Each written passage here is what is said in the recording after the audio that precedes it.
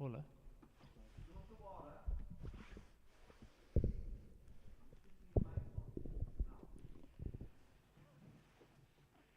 Assalamu alaikum wa rahmatullahi ta'ala wa barakatuh. Um, you're listening to Radio Raza, and you're listening to Radio Raza, and it's Brother Makbul here, um, and also, inshallah, we'll be starting the first session of the program, which is the Quran and the translation. You will notice that the person reciting the Quran, or the reciter is different today. I will be talking to you inshallah later on in the program with our Radio Raza, which starts just after quarter past 9 or around quarter past 9. Or right after this, should I say? Excuse me, I do apologize.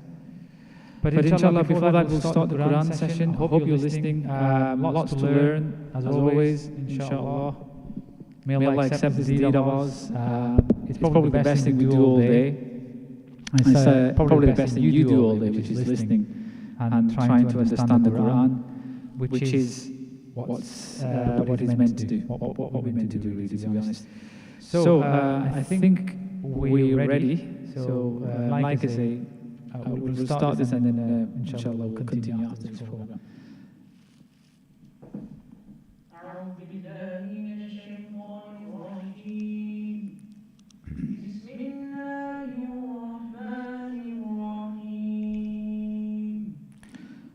Allah, in the name of the most affectionate, the most merciful.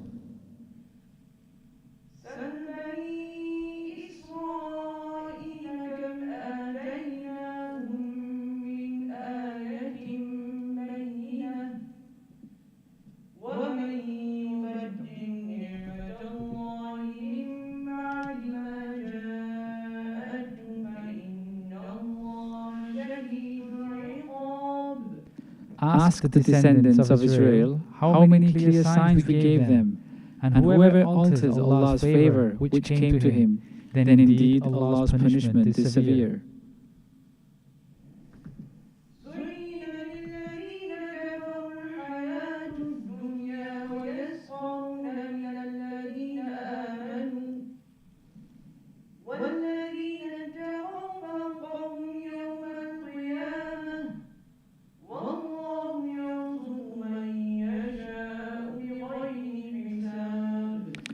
The life of this world is made to appear beautiful in the sight of the disbelievers, and they make fun of the believers, and the pious will be above them on the day of resurrection, and Allah may forgive whomever He wills without account.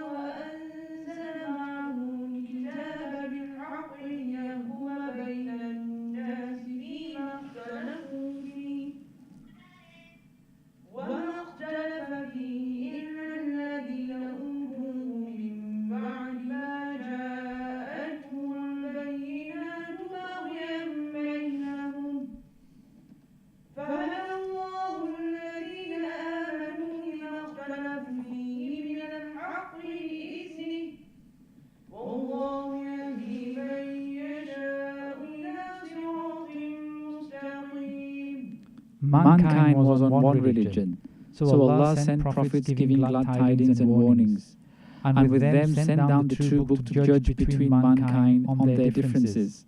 And only those whom it was given created disputes regarding the book after clear commands had come to them, due to hostility of one another. So Allah by His command made the truth clear to the believers concerning their disputes, and Allah may guide whomever He wills to the straight path.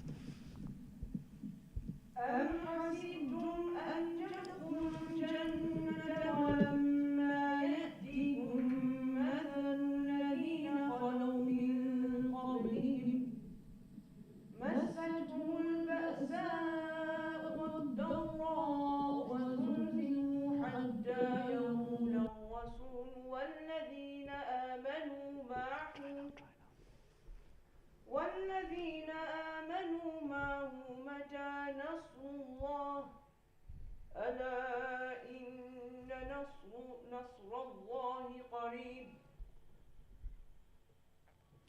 And are you under the illusion or impression that you will enter paradise, whereas the suffering which came to those before you has not yet come to you? Hardship and adversity befell them, and they were shaken, to the extent that the noble messenger and the believers along with him said, "When will the help of Allah come?" Pay attention, Allah's help is surely near. يسألونك ماذا ينفقون قل ما أنفقتم من خير فللوالدين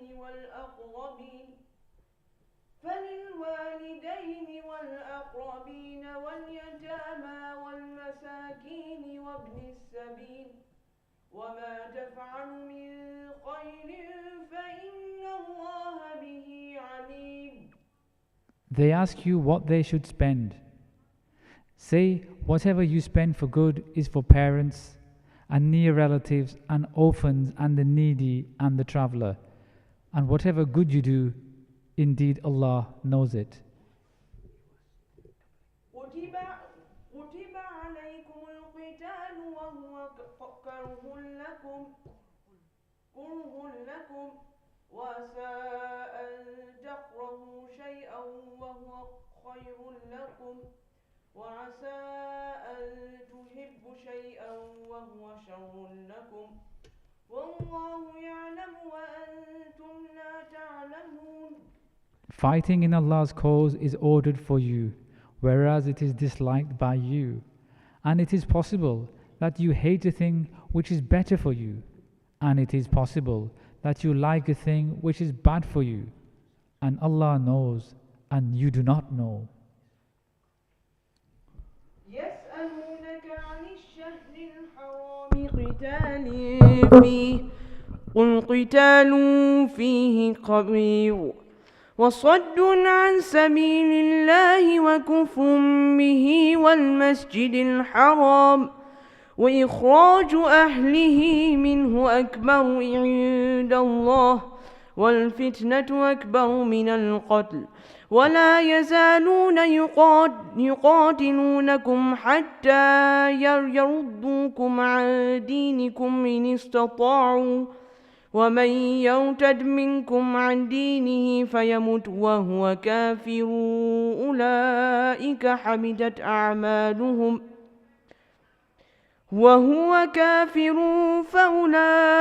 حبطت أعمالهم في الدنيا والآخرة وأولئك أصحاب النار هم فيها خالدون.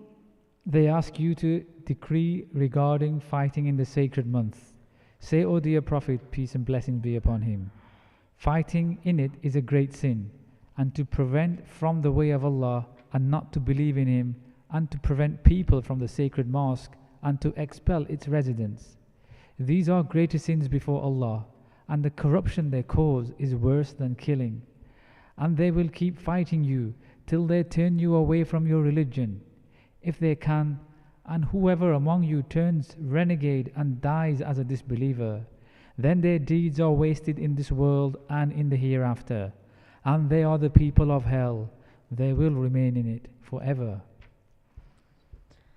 إن الذين آمنوا والذين هاجروا وجاهدوا في سبيل الله أولئك يرجون رحمة الله والله غفور رحيم. Those who believed and those who migrated for the sake of Allah and fought in Allah's cause, they are hopeful of gaining Allah's mercy, and Allah is most forgiving, most merciful. يسألونك عن الخمر والميسر قل فيهما إثم كبير ومنافع للناس وإثمهما أكبر من نفعهما ويسألونك ماذا ينفقون قل العفو كذلك يبين الله لكم الآيات لعلكم تتفكرون.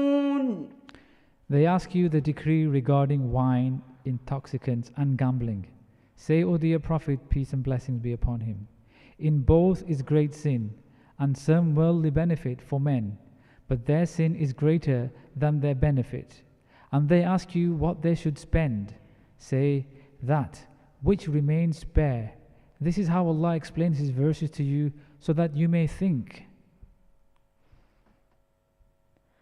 في الدنيا والآخرة ويسألونك عن اليتامى قل إصلاح لهم خير وإن تخالطوهم فإخوانكم والله يعلم المفسد من المصلح ولو شاء الله لعنتكم إن الله عزيز حكيم. Before you execute your deeds of this world and of the hereafter, and they ask you the decree regarding orphans, say, to do good towards them is better, and if you combine your expenses with theirs, they are your brothers, and Allah knows very well the one who spoils from him who improves. And if Allah willed, He could have put you in hardship, and Allah is Almighty, wise. ولا تنكحوا المشركات حتى يؤمن ولأمة مؤمنة خير من مشركة ولو أعجبتكم ولا تنكحوا المشركين حتى يؤمنوا ولعبد مؤمن خير من مشرك ولو أعجبكم أولئك يدعون إلى النار والله يدعو إلى الجنة والمغفرة بإذنه ويبين آياته للناس لعلهم يتذكرون.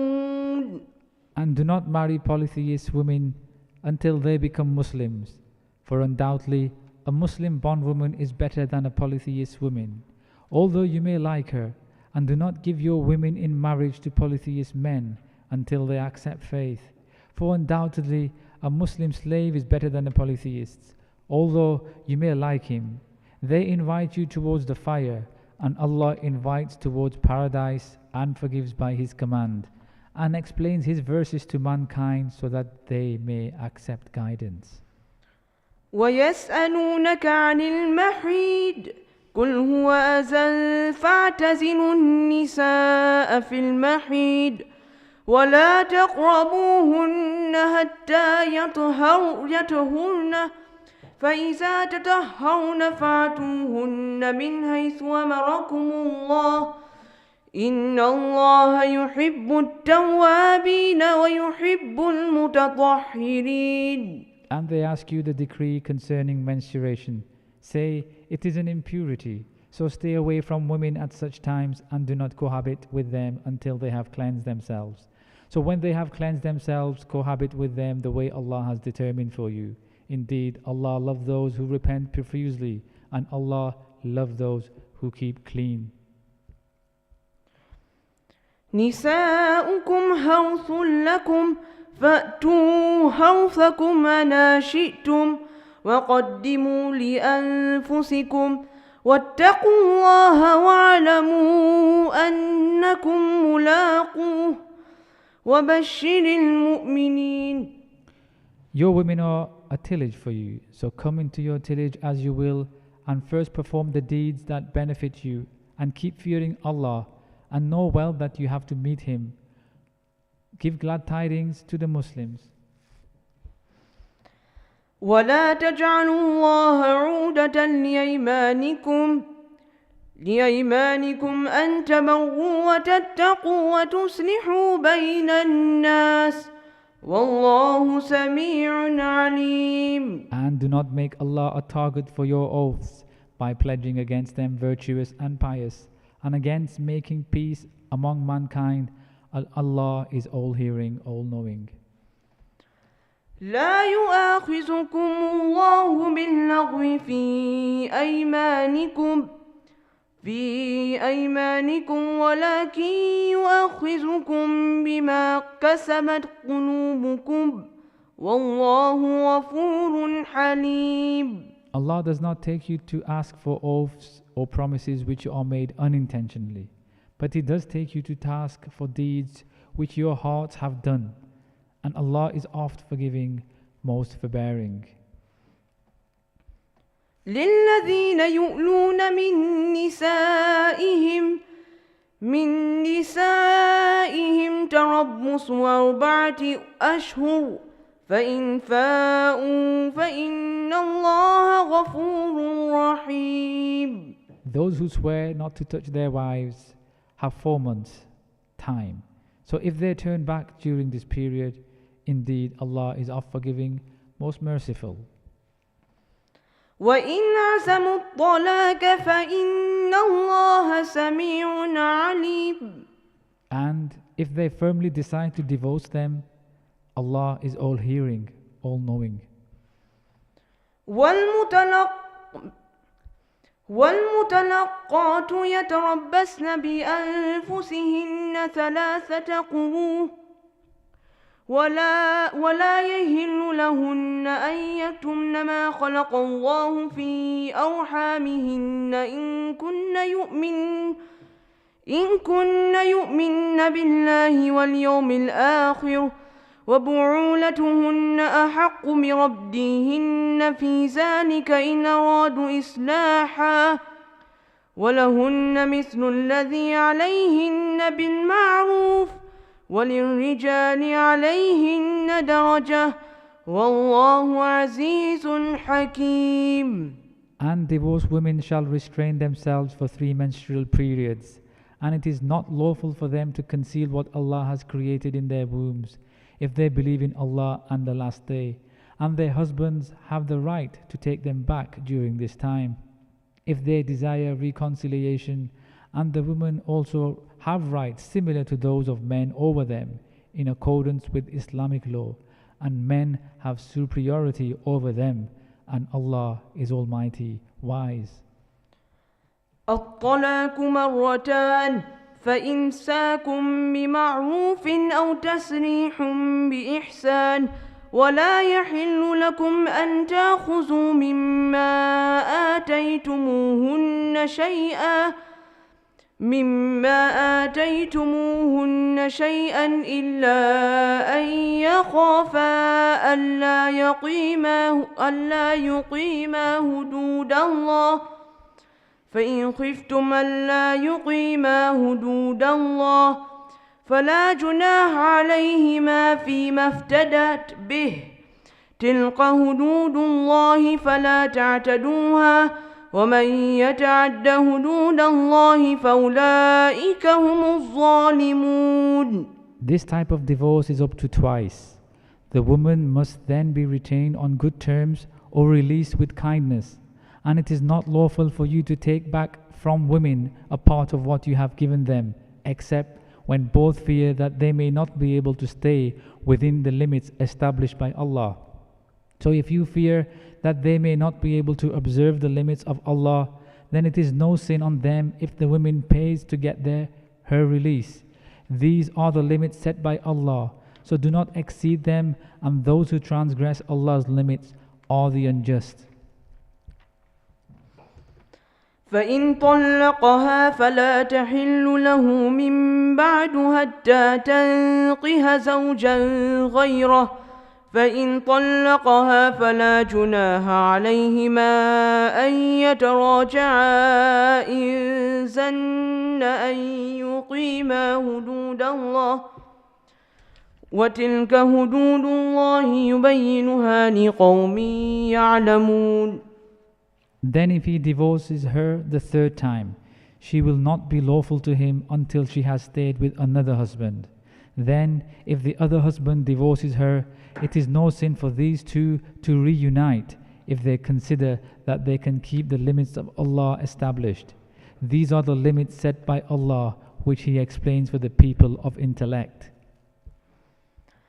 وإذا طلقتم النساء فبلغن أجلهن فأمسكوهن بمعروف أو سرحوهن فاسكروهن بمعروف ولا تمسكوهن ضرارا لتعتدوا ومن يفعل ذلك فقد ظلم نفسه ولا تتخذوا آيات الله هزوا واذكروا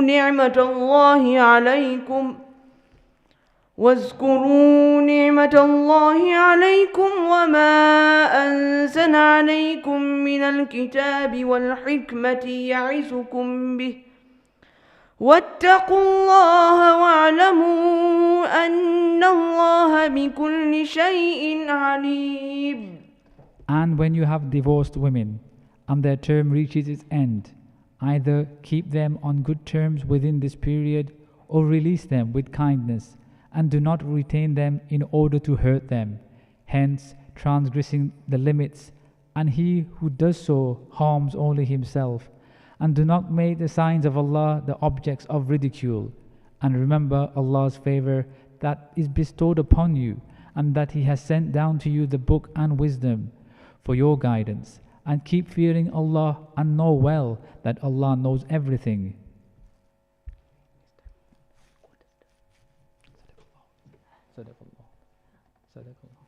صدق الله العظيم.